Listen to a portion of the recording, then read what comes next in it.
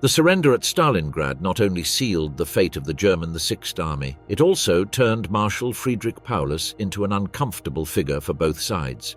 Surrounded, without supplies and without contact with most of his troops, he was the first high command captured alive in Germany's military history. His refusal to commit suicide marked a break with the code of honor imposed by Hitler. During the following years, Paulus was isolated, interrogated, and converted into a political tool by the Soviet Union. He went from being commander of the Eastern Front to voice of enemy propaganda, signing manifestos against Nazism and appearing at the Nuremberg trials as a key witness against his former superiors. But his story did not end in the courts. How did the man who embodied the Reich's greatest defeat live? What price did he pay for not dying at Stalingrad? And what did he reveal before disappearing from the historical stage? The Führer's last order, Stalingrad, and the fall of the Marshal. By the end of January 1943, the German Sixth Army faced its final collapse at Stalingrad. More than 300,000 German and Romanian soldiers had been trapped since November 19, 1942, when Soviet forces launched Operation Uranus and closed the encirclement. Friedrich Paulus commanded this force from the basements of the Nuremberg building in the center of the destroyed city. The army was divided into two pockets without communication. Paulus controlled the southern sector with approximately 30,000 men in minimal combat conditions. To the north, General Strecker resisted at Mamayev-Kurgan with 40,000 soldiers, but both groups operated independently since January 26th. Air supply had completely failed. Hermann Göring had promised to supply the army through an airlift, but weather conditions had made it impossible. Temperatures between 30 and 40 degrees below zero froze the hydraulic oil of the Junkers Ju-52 and paralyzed communication systems. Engines failed constantly, and many aircraft could not take off from their bases. Added to this was Soviet air supremacy, increasingly overwhelming. Yakovlev and Lavochkin fighters patrolled the skies day and night, shooting down German cargo planes with ease. Of the more than 500 aircraft destined for the airlift, almost half was destroyed before February. Pitomnik airfield fell on January 16, 1943. It was the main route for supply entry and evacuation of wounded. Gomrak, the last operational airfield, was taken by the Soviets on January 22nd. From then on, supplies could only be dropped by parachute without possibility of landing. But the packages did not always fall into German hands. Many were dragged by wind towards Soviet positions or were lost in the rubble. There were bayonet fights between rival patrols to control a single ammunition container descending slowly from the sky. Rations had been reduced to one daily meal. Soldiers received frozen bread, boiled bones, and occasionally horse meat. More than 18,000 wounded crowded in basements without heating, without running water, and without medical attention. Casualties from typhus, dysentery, and pneumonia far exceeded those caused by direct combat. In many aid stations, nurses improvised bandages with newspaper soaked in vodka. Amputations were performed without anesthesia, amid screams muffled by rags in the woundeds' mouths. The lack of morphine turned medicine into an act of desperate brutality. Some soldiers tried to desert to hospitals only to die in the hallways for lack of attention. Ammunition was critically scarce. Anti-tank guns lacked projectiles, howitzers were fired only in desperate situations, and many units fought with captured weapons or defective arms. Soviet attacks encountered scarce resistance. Red Army troops occupied streets, factories, and entire neighborhoods without facing organized opposition. In the industrial suburbs, some German units fired loose bullets found on enemy corpses. Attacks executed with flare guns or grenades without fuses were recorded, thrown as a last attempt at intimidation. War had lost all trace of military logic. On January 24th, Paulus sent a petition to the Führer's headquarters requesting permission to surrender. He described the situation as desperate and inevitable. Hitler rejected the request and ordered resistance to the last man and the last bullet. Radio communications functioned intermittently, but the German High Command maintained its inflexible position. In Rastenburg, the petition was received with contempt. Wilhelm Keitel called it logistical whining. Hitler ignored it for hours, pacing through his bunker with an absent expression. The order to resist was retransmitted without emotion, as if it were part of an empty routine. On January 26th, the Soviet encirclement closed completely. The C6 army was divided into two isolated pockets, without possibility of communication between them. Paulus lost contact with Strecker and was left commanding the remains of his army in the southern sector of the city. From then on, officers stopped issuing battle reports. Many burned their documents. The priority was no longer to fight, but to survive long enough to die with some dignity. The fighting had lost its offensive character. They were acts of fragmentary resistance, carried out by units without effective command, without coordination, and without hope. In some sectors, German soldiers surrendered without firing. In others, they offered resistance with empty weapons. Groups were found that raised white rags made with bloodied bandages or personal handkerchiefs. Others dug their own graves before surrendering their weapons. Morale was pulverized. On January 30th, 1943, Hitler promoted Paulus to the rank of Field Marshal. The promotion came accompanied by a reminder: no German marshal had been captured alive in history. The message was clear: Paulus had to choose between honorable death and the dishonor of captivity. The promotion was seen by many as a poisoned sentence. It conferred symbolic rank while pushing him to suicide. Some of his officers wept silently upon learning of the order. They knew Hitler had already given him up for dead. The next day, January 31st, Soviet forces surrounded the Nuremberg building. Paulus was in the basement accompanied by his general staff. The situation was unsustainable. Ammunition was exhausted. The men had no strength to continue fighting, and any additional resistance meant death without purpose.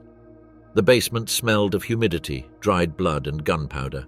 Some officers destroyed their insignia to avoid being identified. One of them, with a trembling voice, asked if they could now stop pretending that everything made sense. The surrender was executed formally through Paulus's subordinates in an attempt to distance the marshal from the decision. However, the result was the same. Friedrich Paulus became the first German marshal captured alive in Germany's military history. The remains of the Sixth Army continued fighting in isolated pockets until February 2nd. By then, more than 200,000 German soldiers had died at Stalingrad. 91,000 were captured, including 24 generals and 2,500 officers of lower rank.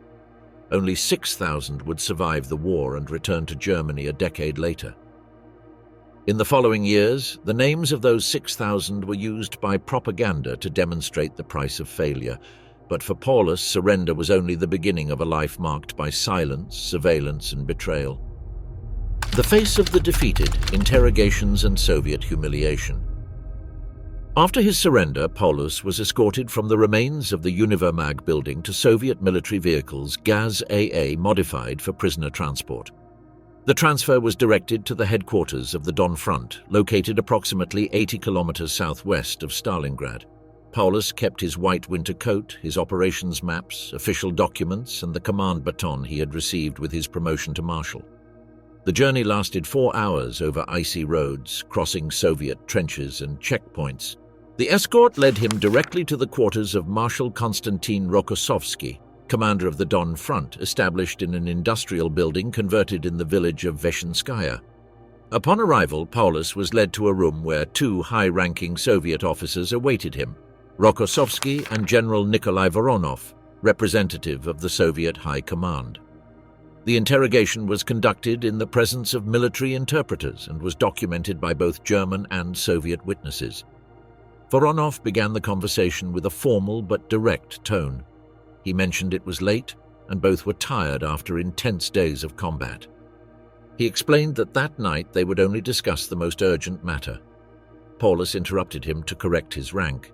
He was not Colonel General, but Field Marshal, promoted the previous day. He presented the documentation that accredited him, explaining that he had not had time to update the insignia on his uniform due to circumstances. The Soviet officers expressed surprise at the importance Paulus gave to his rank in that situation. Voronov continued presenting the main proposal. Paulus should sign an order directed to the German troops still resisting in the northern pocket, ordering them to surrender to avoid unnecessary bloodshed. Paulus responded with indignation. He considered such action would be completely unworthy of a soldier. Voronov replied, asking how it could be unworthy to save the lives of his men when their commander had already surrendered. Paulus denied having surrendered voluntarily, affirming he had been taken by surprise. The Soviet officers knew perfectly the circumstances of Paulus's capture and his decision to avoid suicide. Voronov continued arguing from a humanitarian perspective. He explained that Soviet forces would need only days or even hours to destroy the rest of the German troops. Resistance was totally useless and would only cause the unnecessary death of thousands of soldiers. According to witnesses present, Paulus appeared nervous during this part of the conversation, constantly manipulating a cigarette pack and an ashtray he had on the table. He responded with evasions and euphemisms, finally arguing that even if he signed the order, German soldiers would not obey it because by surrendering he had automatically ceased to be their commander. Voronov insisted that the soldiers would indeed obey, since a few hours earlier he had effectively been their commander. Paulus replied that his authority was limited to the southern sector, where he had been captured. The northern group belonged to another commander who received direct orders from the Führer's headquarters, and those were the only valid orders. The conversation continued with increasingly elevated tones. Paulus added that even if he decided to sign such an order, it could always be accused of falsification. The Soviet officers proposed sending captured German generals to corroborate authenticity, but Paulus responded that everything would be useless for one reason or another. After this prolonged discussion, Paulus definitively refused to sign. The Soviet officers understood the futility of continuing to pressure. Voronov concluded, warning that by refusing to save the lives of his subordinates, Paulus assumed grave responsibility toward the German people and Germany's future. Paulus remained silent, staring fixedly at the wall, completely depressed by the torments that haunted him. Voronov finally asked if the accommodation was satisfactory and if he needed any type of special diet or medication for his illness. Paulus responded that he only asked that the newly captured prisoners of war be fed and receive medical attention. Voronov explained that given the difficult situation they still faced at the front, it was complicated to receive such a large mass of prisoners and adequately attend to all their needs, but promised to do what was possible. Paulus thanked the response, and both said goodbye. More than half of the 91,000 German prisoners died during the first 2 months of captivity. Only 5,000 would finally return to Germany a decade later. While Paulus was under Soviet custody, in Berlin the news of his capture generated alarm and total rejection. Hitler received the report on February 1st by radio and telegram. His reaction was immediate and furious. He compared the situation to the behavior of women who were capable of committing suicide at the slightest violation of their honor, while men who called themselves soldiers preferred captivity before saving theirs. Hitler expressed that the capture caused much damage to Germany because it nullified the heroism of so many soldiers who had died resisting due to the weakness of a man without character. He especially lamented having promoted him to Marshal with the intention of giving him that last satisfaction, hoping he would free himself from all damage and ascend to eternity and national immortality. Instead, he had preferred to go to Moscow.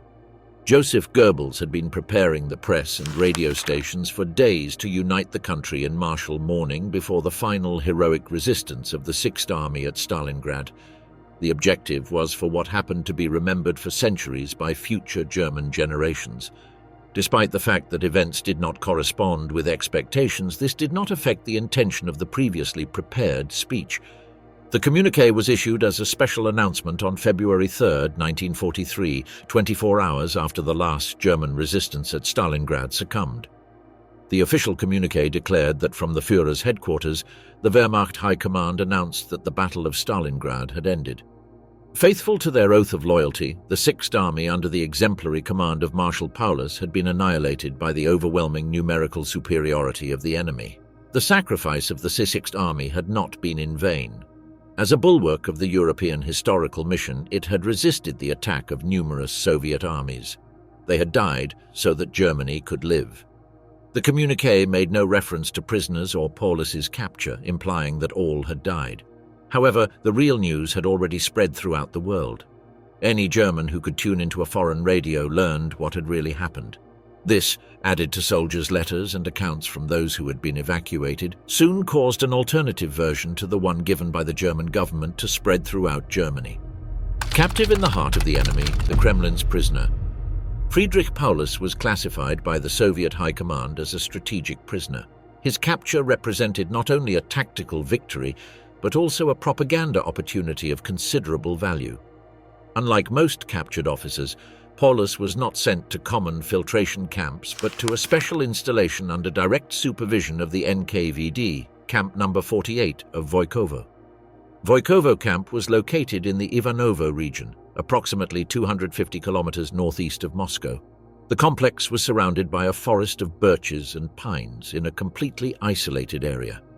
Originally, it functioned as a sanatorium for railway officials, but was adapted in 1943 to exclusively house high-ranking prisoners of war, marshals, generals, admirals, and chiefs of staff of the Axis. The facility consisted of several two-story wooden pavilions connected by stone pathways. A 3-meter-high wooden fence completely surrounded the area, reinforced with watchtowers every 50 meters.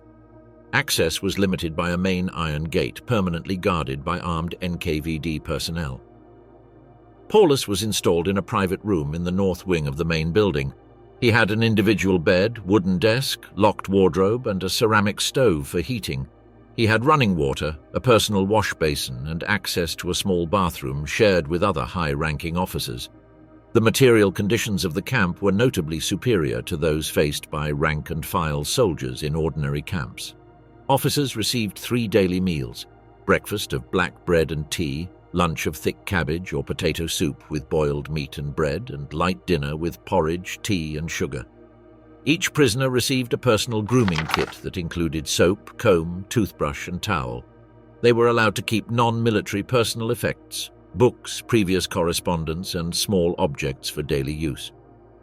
Paulus kept his personal diary, his fountain pen, and a copy of the General Staff Strategic Manual. The treatment by guards was formal, vigilant, and without familiarity. NKVD custodians did not establish conversations with prisoners except in strictly necessary matters. Their rotation was carried out every 3 weeks to avoid any personal relationship. Each prisoner had an assigned registration number and was subject to regular inspections in his room. Paulus, as the highest-ranking officer captured until then, had limited access to a small closed garden where he could walk half an hour daily. Physical activities were carried out under constant supervision, and any movement outside the pavilion required approval from the surveillance chief. Interrogations normally began at 9 in the morning in a special room, with military translators and GRU officials present. Paulus was subjected to more than 30 sessions between February and April 1943. Each session lasted between 1 and 3 hours and addressed specific military topics: internal organization of the Sixth Army, chain of command of the Eastern Front, German High Command communication systems, German logistics, and strategic forecasts of German generals. Questions were posed in Russian, translated into German, and answers were transcribed in 2 simultaneous versions. The minutes of each session were reviewed by NKVD officers and archived in duplicate. Any omission or translation error was immediately corrected under supervision. Paulus could never interrogate his interrogators, nor was he revealed the complete identity of those who interrogated him. Some sessions were directed by military intelligence officers, others by political commissars. In all, he was warned that his answers would be confronted with statements from other German officers. Sessions were held in the same room: grey walls, a metal table, 2 chairs, and a hanging lamp. There were no clocks or windows. Only a portrait of Stalin presided over the back wall. The follow-up on Paulus was constant and meticulous. His room was equipped with a hidden sound recording system that transmitted his conversations to a listening room. Each letter he wrote was opened, copied, and translated before being sent. The responses he received went through the same process. NKVD agents kept a detailed record of his movements, conversations, and habits. Records are preserved where the exact time of awakening was noted, the topics he discussed with companions, the phrases he pronounced during reading, and even facial expressions observed during meals. This documentation was evaluated weekly by an intelligence committee that drafted reports for the People's Commissariat for Internal Affairs. Some documents were used later in the propaganda strategy that Moscow would develop around Paulus. In addition to direct espionage, Paulus was watched by collaborationist German prisoners. These informants posed as fellow captives and reported private conversations. Their reports are partially preserved, declassified in Soviet archives. At Voikovo, Paulus shared space with other German generals captured at Stalingrad and subsequent campaigns, Wilhelm Adam, Arthur Schmidt, Walter von Seydlitz-Kurzbach, and other superior officers. Relations were formal, limited to greetings, technical conversations, and comments about the situation in Germany. Weekly meetings were organized in a common room where officers discussed military topics, drafted maps of past operations, or analyzed news provided by the Soviets. There was no recognized internal hierarchical structure, but Paulus was considered a reference figure for his superior rank. He avoided giving orders or assuming explicit leadership. Common activities included reading German and Russian military literature, strategy studies, and board games approved by the Soviet administration. Meetings were observed from an adjacent room with polarized glass, where NKVD agents recorded everything.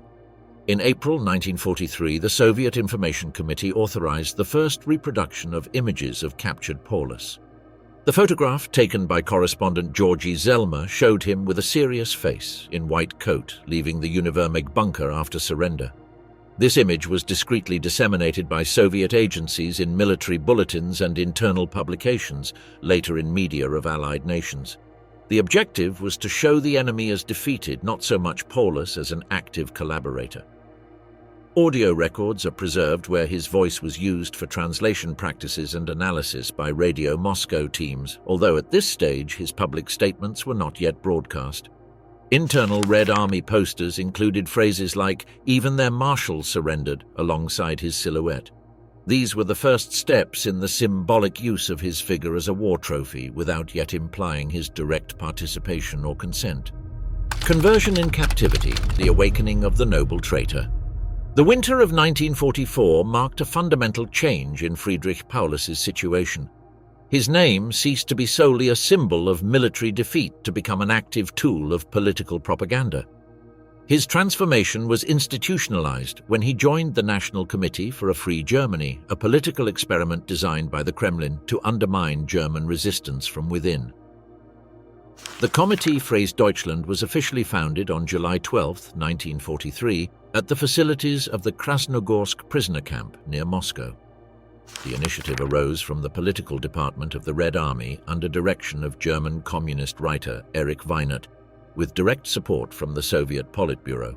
The committee's structure operated on two levels, one political, composed of exiled German communists and KPD agents, and another military, integrated by Wehrmacht officers captured, mainly at Stalingrad.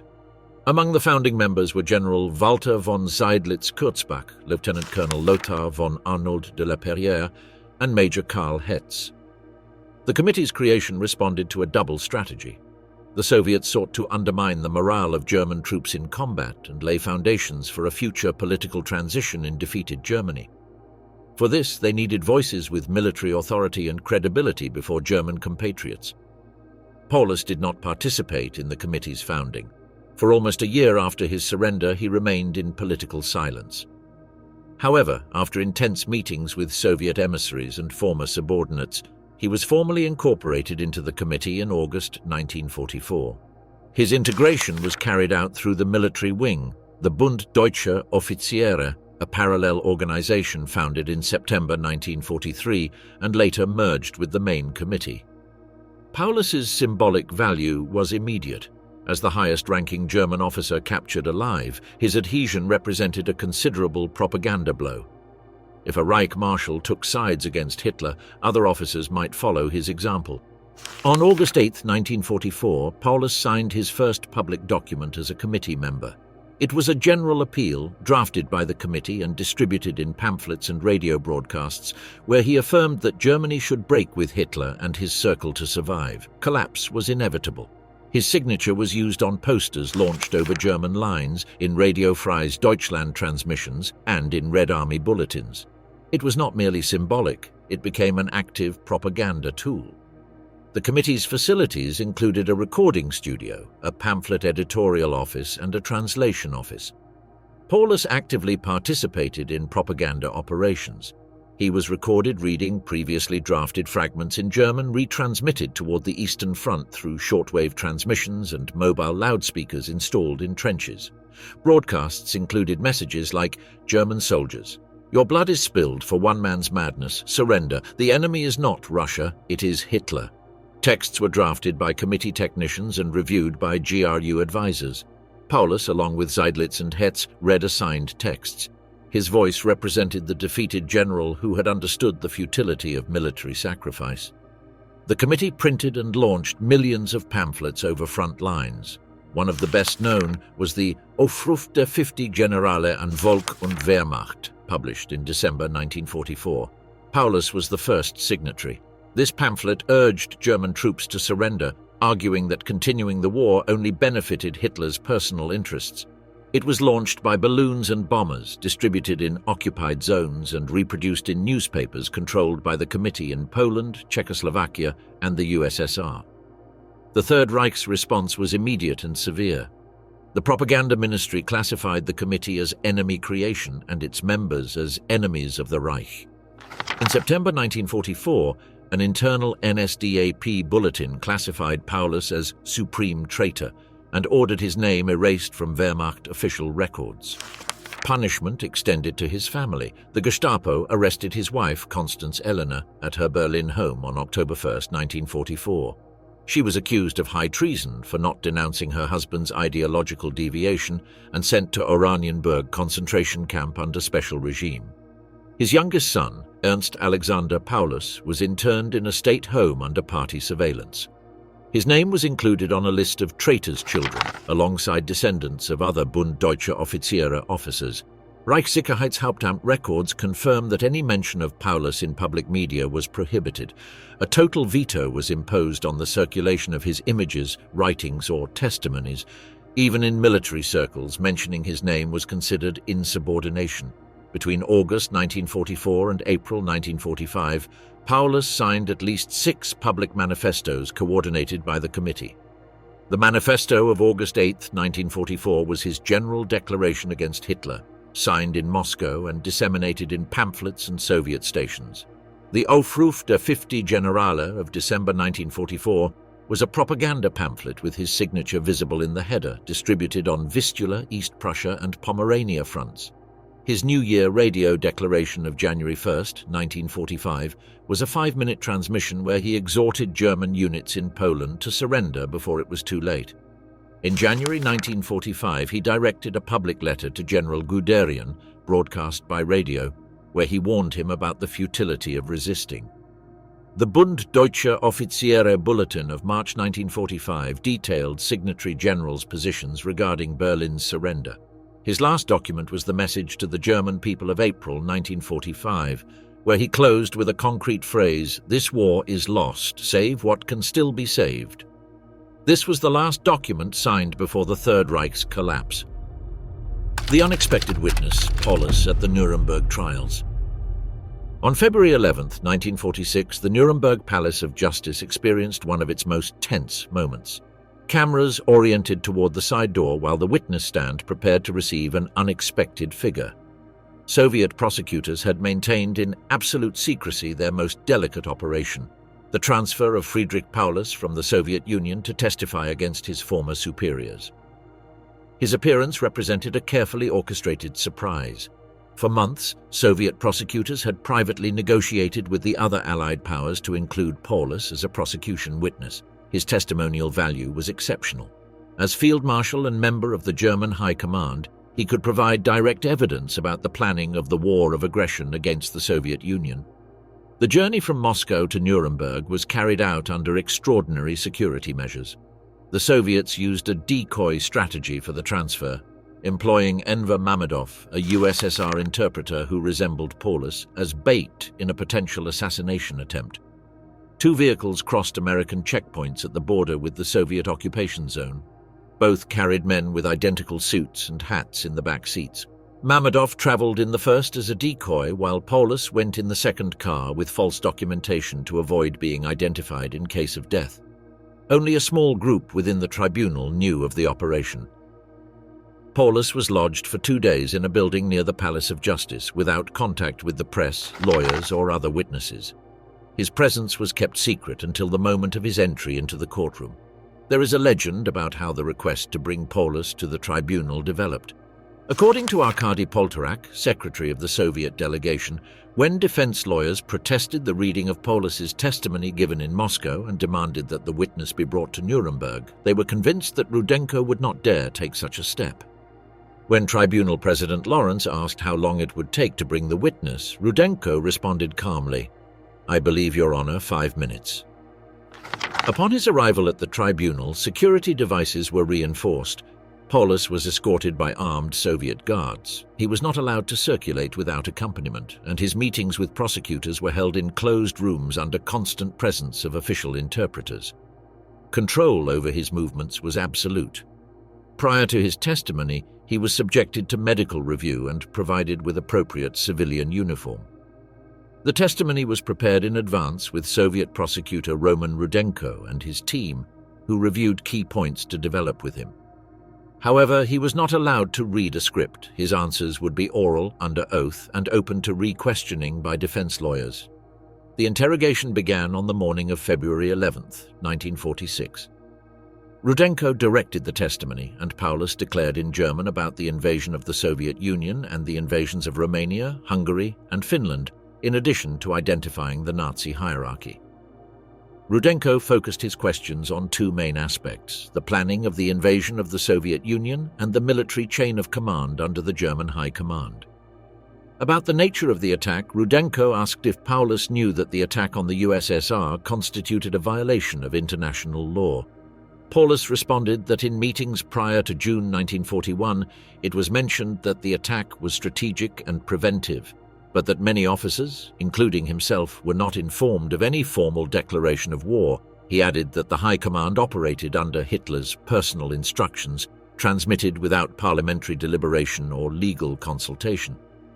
Paulus declared that when he assumed the position of Chief of Intendancy of the General Staff on September 3, 1940, he found in his work area an operational plan still incomplete that dealt with an attack on the Soviet Union. This revelation provided direct evidence that Operation Barbarossa planning had begun much before the actual attack. About the treatment of Soviet commissars, Paulus confirmed that the Kommissarbefehl was transmitted directly from the General Staff. He indicated that this order established the immediate execution of all captured communist commissars and that it was discussed by several generals, although none formally opposed it. Regarding the Einsatzgruppen, he responded that he had indirect knowledge of extermination operations, especially in the rear of Army Group South. He mentioned reports that indicated mass executions of Jews and commissars carried out by special units under SS jurisdiction, not the Wehrmacht. When Rudenko asked, "Have I concluded correctly from your testimony that long before June 22nd, the Nazi government and the Armed Forces High Command were planning an aggressive war against the Soviet Union with the purpose of colonizing the territory of the Soviet Union?" Paulus responded, "That is beyond all doubt according to all the developments I have described, and also in connection with all the directives issued in the known Green Archive." The German defense team, through Dr. Lattenser, requested the tribunal to postpone the cross-examination to gather more information. Dr. Lattenser, as lawyer for the General Staff, asked for the opportunity to examine the witness the next morning, arguing that the witness's presentation by the prosecution had been a surprise for defense lawyers. The defense argued that it needed time to prepare adequate questions, especially given the importance of the testimony. Lattenser emphasized that written statements are never more than a doubtful substitute for personal examination of a witness. On February 13th, former Field Marshal Paulus was interrogated by Dr. Otto Nelte, Keitel's lawyer. Paulus was questioned about military orders, specifically about who signed them, Hitler, Jodl, Keitel. In particular, they discussed Order Number 21, the attack on Russia. The next day, the defense cross-examined Paulus, but defense lawyers could not trap him in contradictions. The general gave no answer about the number of Soviet troops along the borders with Germany and Romania that could have been indicative of aggressive plans by the Soviet Union. Nelte asked reproachfully why there was no mention of German soldiers' sacrifices in the Battle of Stalingrad, and if Paulus had not been promoted to Feldmarschall because he supposedly had supported the battle as a first-class example of not surrendering. Paulus refused to accept that his promotion was a consequence of that. Defense lawyers also tried to demonstrate that Paulus spoke under pressure, given his status as prisoner. He also dispelled rumors that he taught at a military academy in Moscow or had some position in the Soviet Union. Such fact would suggest that his testimony was unscrupulous and biased. However, the tribunal found no signs of visible coercion and allowed his testimony to remain officially recorded. The international press covered his appearance with unexpected headlines. The New York Times titled, "Defeated General Declares Against His Own Superiors." Le Monde spoke of a witness brought from the ruins of history. For Moscow, it was a symbolic victory. The captured hero testified in favor of his captors. Paulus's testimony provided crucial evidence about the premeditation of German aggressive war.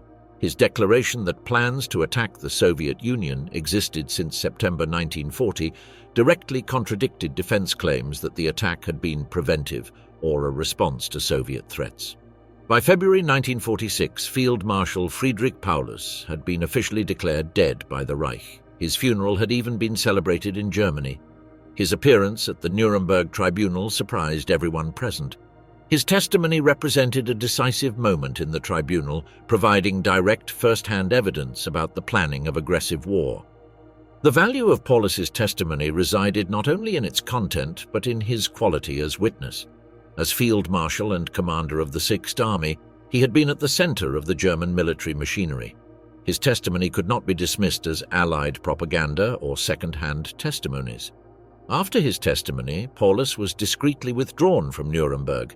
He did not remain in Germany nor have contact with Western occupation authorities. He was conducted by the same return route to the Soviet Union under the same level of custody. Upon his arrival, he was relocated to Voykovo camp, where he continued under NKVD surveillance.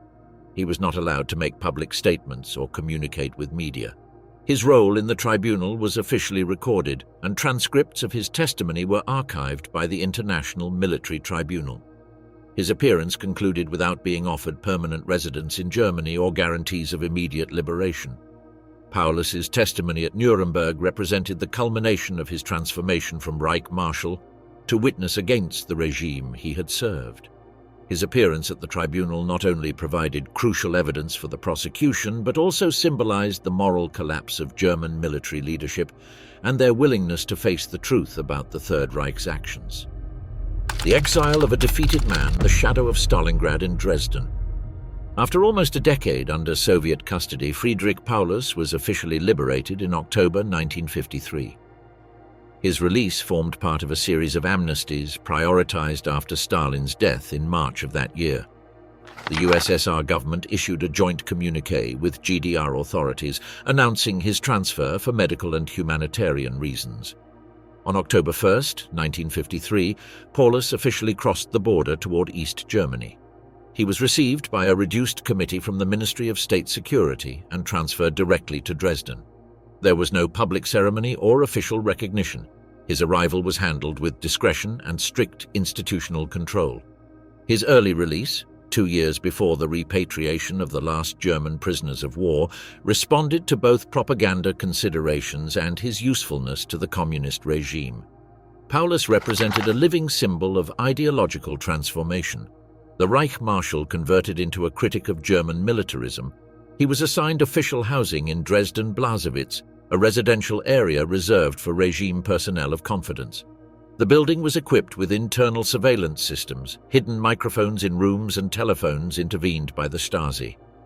Every visitor had to report their appointment 3 days in advance. Each telephone call was recorded, and each exit from the housing required express authorization, monitored by political police. The Ministry for State Security, known as Stasi, had been founded in 1950 following the KGB Soviet model. By 1953, when Paulus arrived in the GDR, the organization had already developed one of the most penetrating surveillance systems in history. The Stasi sought to know everything about everyone, employing techniques that included telephone wiretapping, acoustic room surveillance, postal espionage, and even collection of body odor samples to train tracking dogs. Stasi surveillance did not cease at any moment during Paulus's residence in Dresden. Internal reports indicate that his letters arrived open at destination after being read and catalogued by agents. Each medical consultation was reported to state security. Any contact with the exterior, both private and institutional, required prior approval. His health was managed exclusively by doctors designated by the Ministry of Health. Stasi methods included the use of unofficial collaborators infiltrated at all levels of society. By 1989, the organization employed approximately 91,000 full-time people, assisted by 170,000 unofficial collaborators, which represented 1 out of every 63 inhabitants of East Germany. In Paulus's case, his special status as ex-marshal required constant surveillance, both for his symbolic value and for the possibility that he might contact Western elements.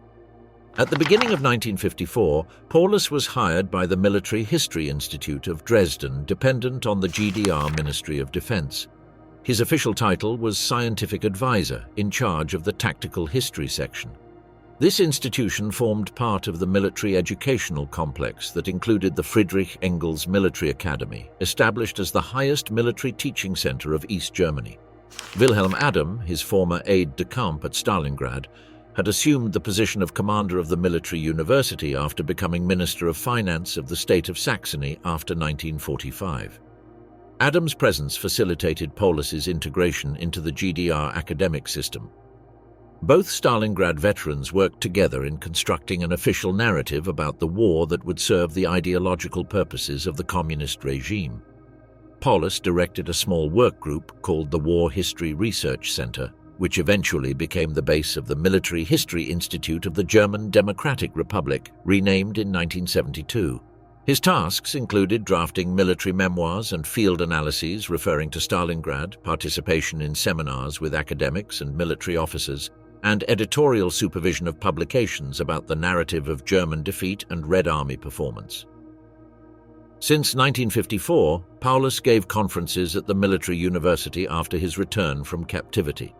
His presentations focused on technical military analysis of the Battle of Stalingrad, avoiding controversial political interpretations or criticism of the Soviet system. The military academy had university status in East Germany and granted academic degrees such as diplomatic military scientist, diplomatic engineer, diplomatic social scientist, and diplomatic professor. His articles appeared in the Institute's official magazine, although always reviewed by official party historians. Content focused on analysis of German strategic failures on the Eastern Front, presenting Soviet tactical superiority as inevitable result of the superiority of the socialist system over fascist capitalism. The communist regime took advantage of Paulus's notoriety for his military past and his propaganda role during the war. In 1954, official photographs appeared where Paulus was seen visiting Dresden schools, participating in academic meetings, or sharing events with civilian officers. A particular photograph showed him at a press conference in East Berlin in 1954, where he appeared as a symbol of ideological transformation. Images were distributed in controlled press and military history courses, presenting Paulus as an example of reconciliation that renounced militarism and embraced social peace. His figure was used to demonstrate that even the highest German commanders had recognized the superiority of the socialist system and the legitimacy of Germany's division. However, his figure was never used for dissident purposes or in political demonstrations. It always remained within the framework controlled by the state apparatus. The GDR regime was careful not to allow Paulus to develop an independent political platform that could escape their control. Despite state control, Paulus maintained limited contact with other German veterans residing in the GDR. In 1954, he participated in a meeting that sought to bring together veterans from both Germanys as a means to improve relations between the two divided parts of the country. The initiative formed part of broader efforts to establish dialogue between the two Germanys but did not prosper due to escalating Cold War tensions. Paulus publicly expressed his vision about German reunification at a conference in East Berlin on July 2, 1953, shortly after his arrival.